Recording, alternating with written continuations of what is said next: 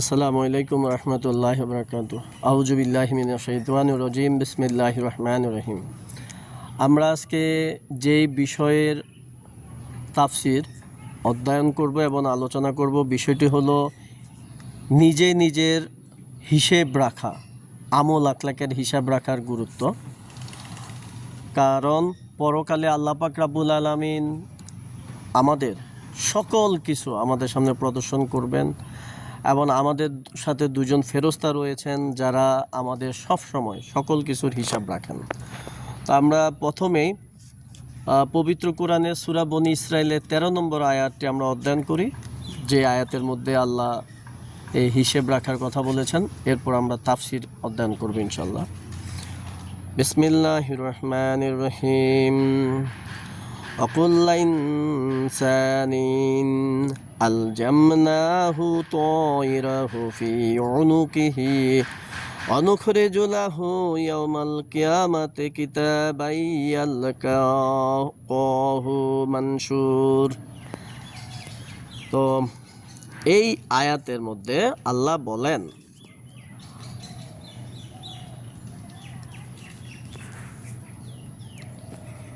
প্রত্যেক মানুষের ভালো মন্দ কাজের নিদর্শন আমি তার গলায় ঝুলিয়ে রেখেছি এবং কেয়ামতের দিন তার জন্য বের করব একটি লিখন, যাকে সে খোলা কিতাবের আকারে পাবে। তাহলে আমাদের গলার মধ্যে আল্লাহ কি লিখে রেখেছে? ভালো মন্দ কাজের নিদর্শন লিখে রেখেছে। এটা আল্লাহ কি করবেন? কেয়ামতের দিন আল্লাহ বের করবেন, আমাদেরকে দেখাবেন। কিন্তু তারপর আল্লাহ এই আয়াতের তাফসির, এই আয়াতের পরে আরেকটা আয়াতে আল্লাহ বলেছেন যে ইকরা কিতাবাকা ফাবিনাফসিকাল ইয়াউমা আলাইকাল হিসাব। পড়ো নিজের আমলনামা, আজ নিজের হিসেব করার জন্য তুমি নিজেই যথেষ্ট। তাহলে আল্লাহ কি বলতেছেন? যে পড়ো, আপনাকে পড়তে দেবেন আপনার আমলনামা, এবং আপনার আমলনামার জন্য আপনি আজকে নিজের হিসাবের জন্য নিজেই যথেষ্ট। আসেন আমরা একটু তাফসিরের মধ্যে দেখি, এই যে হিসাব নিকেশের কথা আল্লাহ বলেছেন তার ব্যাপারে আরও কি রয়েছে। যেমন আল্লাহ সূরা জিলজালের, যে সূরাটি হলো 99 নম্বর সূরা কোরআন শরীফের, তার 6 থেকে 8 নম্বর আয়াতে আল্লাহ বলেন, সেদিন লোকেরা ভিন্ন ভিন্ন অবস্থায় ফিরে আসবে, যাতে তাদের কৃতকর্ম তাদেরকে দেখানো যায়। আপনার কৃতকর্ম আপনাকে দেখানো যায়। তারপর যে অতি অল্প পরিমাণ ভালো কাজ করবে সে তা দেখে নেবে। অল্প পরিমাণ ভালো কাজ করলেও সেটা দেখবেন, আপনি খারাপ কাজ করলেও সেটা কিন্তু কি দেখবেন। এবং যে অতি অল্প পরিমাণ খারাপ কাজ করবে সে তা দেখে নেবে। তাহলে দেখেন, আপনি ভালো কাজ করলেও কিন্তু পরকালে আপনি দেখবেন, খারাপ কাজ করলেও পরকালে আপনি দেখবেন। কারণ গলায় আপনার কি ঝুলিয়ে দেওয়া হয়েছে? হিসাব। এরপরে আসেন সূরা আল ইমরানে 30 নম্বর আয়াতের মধ্যে আল্লাহ বলেন, সেদিন আসবে যেদিন প্রত্যেক ব্যক্তি তার কৃতকর্মের ফল সামনে উপস্থিত পাবে, তা ভালো কাজই হোক আর মন্দ কাজ। সেদিন মানুষ কামনা করবে, হায় যদি এখনও এই দিন এর থেকে অনেক দূরে অবস্থান করত। আল্লাহ তোমাদেরকে তার নিজের সত্তার ভয় দেখাচ্ছেন, আর তিনি নিজের বান্দাদের গভীর শুভাকাঙ্ক্ষী। তো দেখেন, তাহলে এখানে কি বলতেছেন? আপনি যখন দেখবেন আপনার সব কিছু সেদিন আপনার সামনে প্রদর্শন করা হবে, তখন বলবেন, হায় আজকের এই দিনটা যদি না আসতো। তা আমাদের দেশে আমরা জানি, বাংলাদেশে একটা ইসলামী দল রয়েছে, জামাত শিবির। ওনারা ওনাদের কর্মীদেরকে কিন্তু একটা রিপোর্ট রাখা।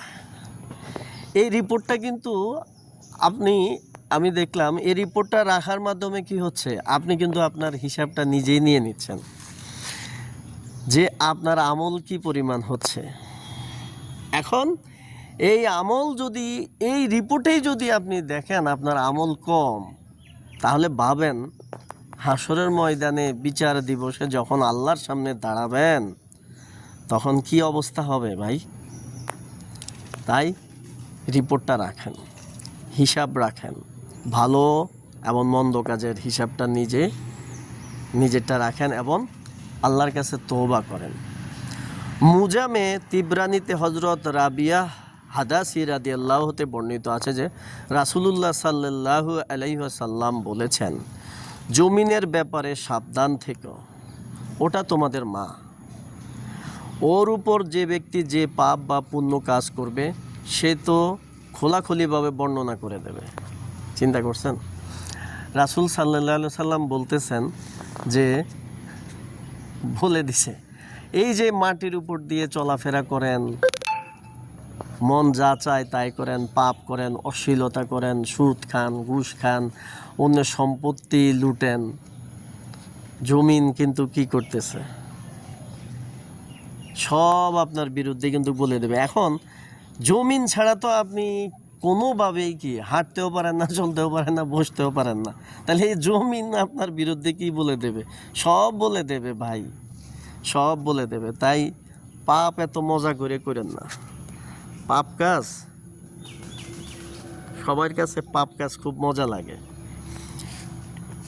কারণ জাহান্নামে যাওয়া শয়তান ওসওয়াসা দিচ্ছে। তাই এই পাপ থেকে দূরে থাকেন। জমিনের মধ্যে যতক্ষণ চলবেন আল্লাহ জিকির করবেন, ফেসবুকে থাকলেও কি করবেন? কোরআন হাদিস প্রচার করবেন, ইউটিউবে থাকবেন, কোরআন হাদিস ওয়াজ তাফসির এগুলা দেখবেন।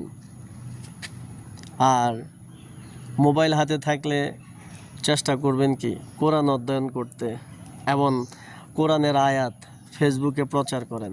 মানুষকে খারাপ কথা বললেন না, মানুষে ধোঁকা দিয়েন না, মানুষের ক্ষতি করেন না, লাখ লাখ কোটি টাকা চুরি করেন না। এই জমিন কিন্তু আপনার বিরুদ্ধে কি দেবে? সাক্ষী দেবে। আপনার সাথে কিন্তু দুইজন আছে, আপনার সব আপনার আমলনামা ঝুলাই রাখা হচ্ছে গলায়। হ্যাঁ, মনে করেন না যে যা করতেছেন বেঁচে যাবেন, সম্ভব না। মুসনাদে আহমেদে বর্ণিত হয়েছে যে রাসূলুল্লাহ সাল্লাল্লাহু আলাইহি সাল্লাম বলেন, হে আয়েশা রাদিয়াল্লাহু, পাপকে কখনো তুচ্ছ মনে করো না, মনে রেখো তারও হিসাব হবে। তা আমাদের সমাজের মধ্যে কিন্তু কি আমরা পাপ করেই যাচ্ছি,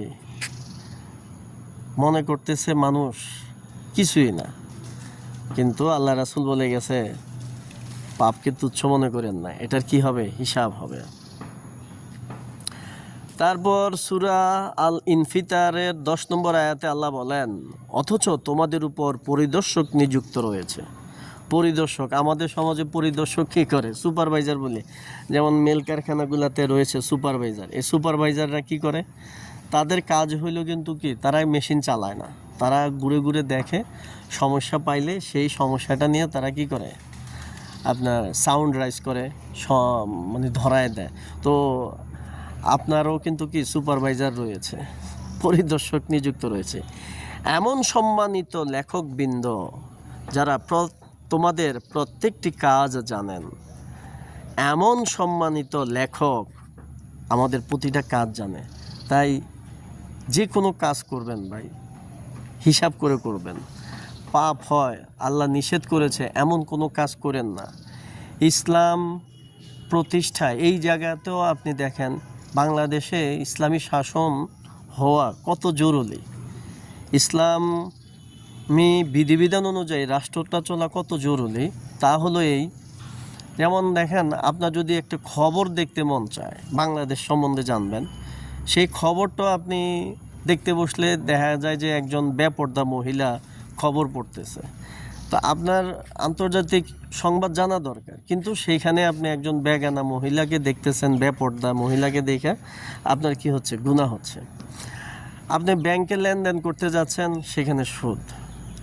তারপরে আপনি চাকরি করতেছেন, আপনি দেখা যাচ্ছে যে কি কোম্পানি সুদের উপর লোন নিয়েই তো ব্যবসা চালাচ্ছে, আপনি সেখানে চাকরি করতে হচ্ছে জীবিকার জন্য, বিকল্প কোনো উপায় না থাকাতে সেখানেও সুদ আসতেছে। সুদ আপনি খাচ্ছেন না, ওর ধুলা আপনার গায়ে আসতেছে। তাহলে সকল ধরনের পাপ থেকে যদি মুক্তি পেতে হয় ইসলাম প্রতিষ্ঠা দরকার। আর ইসলাম প্রতিষ্ঠা হলেই এই যে বললো যে সব হিসাব নিকাশের কথা, তাহলে কিন্তু আপনি এই হিসাব নিকাশটা আপনার কি ঝামেলা থেকে রক্ষা পাবেন। আপনি প্রতিনিয়ত তখন নেক কাজ করতে পারবেন, পাপের পরিমাণটা আপনার কমবে। এখন তো পাপ বেশি হচ্ছে, নেকটা কি হচ্ছে, কম হচ্ছে। হযরত মুজাহিদ রহমতুল্লাহ হতে বর্ণিত আছে যে রাসূলুল্লাহ সাল্লাল্লাহু আলাইহি সাল্লাম বলেছেন, তোমরা সম্মানিত লিপিকর ফেরেশতাদের সম্মান করো। তারা নাপাক অবস্থায় এবং পায়খানায় যাওয়ার অবস্থা ছাড়া কখনোই তোমাদের থেকে পৃথক হন না। গোসলের সময়ও তোমরা পর্দা করবে। দেয়াল যদি না থাকে তবে উট দ্বারা হলেও পর্দার ব্যবস্থা করবে। যদি সেটাও সম্ভব না হয় তবে নিজের কোনো সাথীকে দাঁড় করিয়ে রাখবে, তাহলে ওটাই পর্দার কাজ করবে। মানে এই হাদিসটাতে বলা হচ্ছে কি, আপনার সাথে তো দুইজন ফেরেশতা আছে, আপনি যে অশ্লীল জিনিস দেখতেছেন, আপনি কি করতেছেন, ফেরেশতাকে অপমান করতেছেন। আপনি যে ওয়াশরুমে যাওয়ার ব্যাপারটা তো কি বললো, পর্দা রক্ষা করেন, কারণ আপনার সাথে কে আছে, দুইজন সম্মানিত ফেরেশতা আছেন।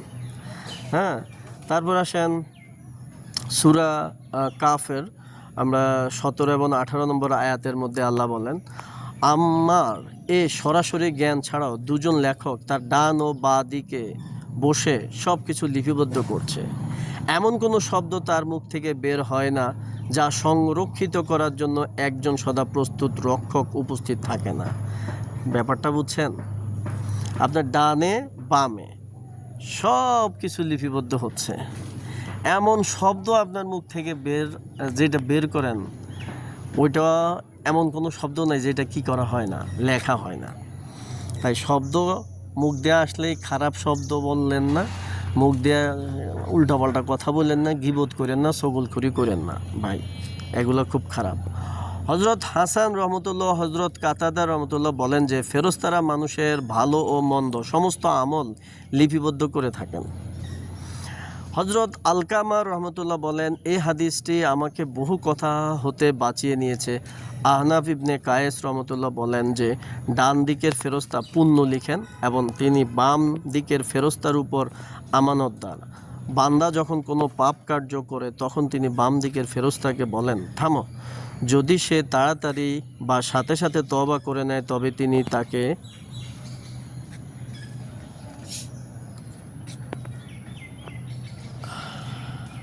পাপ লিখতে দেন, কিন্তু তাওবা না করলে বাম দিকের ফেরেশতা ওটা লিখে দেন না। হ্যাঁ, মানে লিখতে দেন না, কিন্তু তাওবা না করলে ওইটা ফেরেশতা ওইটা লিখে নেন। তাহলে আমাদের দায়িত্ব কি, আপনি যখনই কোনো একটা গুনাহ যদি দেখেন আপনি করে ফেলতেছেন, সাথে সাথে তওবা করে ফেলবেন, সাথে সাথে তওবা করে ফেলবেন। আল্লাহ এতে কি হয়, খুশি হয়। আল্লাহ কিন্তু তাওবাটা খুব ভালোবাসে। তাই সব সময় কি করবেন, তাওবা করবেন সব সময়। আর ভাই পাপ করেন না, আসলে দুনিয়াটা ছোট, এই জিন্দেগি অল্প দিনের। এই যে আমাদের অনেকেরই বয়স তো 40 হয়ে গেছে, আমার ব্যক্তিগত বয়স 40, তার মানে মৃত্যুর দিকে কিন্তু সময় চলে এসেছে। আমাদের চাইতে অনেক অল্প বয়সী মানুষ মারা গেছে, যারা বৃদ্ধ রয়েছেন। অনেক সময় যে টিভি ফেসবুকের মধ্যে দেখা যায় মানুষ পাপ করতেছে, ভাই তার বোনের সম্পত্তি দেয় না, চাচা ভাতিজাদের সম্পত্তির ভাগ দেয় না, জবরদখল করে খায়, মা ভাগিনাদের সহায় সম্পত্তি বুঝিয়ে দেয় না, ভাই ভাইকে দেয় না। এই যে জিনিসগুলো কেন, মারা গেলেই তো সব শেষ, তো কী লাভ? তাই পাপ করেন না, ইসলামের জন্য কাজ করেন, ভালো কাজ করার চেষ্টা করেন, তাহলে দেখবেন আপনার ভালো কাজটা লেখা হবে, খারাপ কাজটা কম লেখা হবে। হযরত ইবনে আব্বাস রাদিয়াল্লাহু বলেন যে ভালো মন্দ যা কিছু কথা মুখ হতে বের হয় তার সবই লেখা হয়। এমনকি মানুষ যে বলে আমি খেয়েছি, আমি পান করেছি, আমি গিয়েছি, আমি এসেছি ইত্যাদি সব কিছুই লিখিত হয়। তারপর বৃহস্পতিবারে তার কথা ও কাজগুলো পেশ করা হয়, অতঃপর ভালো ও মন্দ রেখে দেওয়া হয় এবং বাকি সব কিছুই সরিয়ে ফেলা হয়। বুঝছেন? বৃহস্পতিবারে হাদিস বলতেছে বৃহস্পতিবারে আল্লাহর কাছে সব জমা দেয় আপনার আমলনামা, সেখান থেকে ভালো আর খারাপগুলোই কি করে জমা দেয়, আর এই যে খাইছেন লইছেন পড়ছেন এগুলা সরিয়ে রাখা হয়, কিন্তু সবই লেখা হয়। তাই মুখটা আল্লাহ দিছে, এটা দিয়ে কথা কম বলবেন, কারণ কথা যখন বেশি বলবেন তখন কি হবে, বেশি বেশি গীবত হয়ে যাবে, বেশি বেশি চগলখড়ি মার্কা কথা হয়ে যাবে, মিথ্যা কথা হয়ে যাবে। এগুলা থেকে দূরে থাকবেন। আসলে জীবনটা ছোট, মৃত্যু দেখেন, যদি জাহান্নামে যাই আমরা কত কষ্ট, আর যদি জান্নাতে যাই কত সুন্দর জায়গা। তো এরপরে আসেন হজরত ইমাম আহমদ রহমতুল্লাহ সম্পর্কে বর্ণিত আছে যে তিনি তার মৃত্যু যন্ত্রণায় কাতরাচ্ছিলেন। তখন তিনি জানতে পারলেন যে হজরত তাউস রহমতুল্লাহ এর মতে ফেরেশতারা এটাও লিখে থাকেন। তখন তিনি কাতরানো বন্ধ করে দেন। আল্লাহ তার প্রতি রহম করুন যে তিনি মৃত্যুর সময় পর্যন্ত করেননি।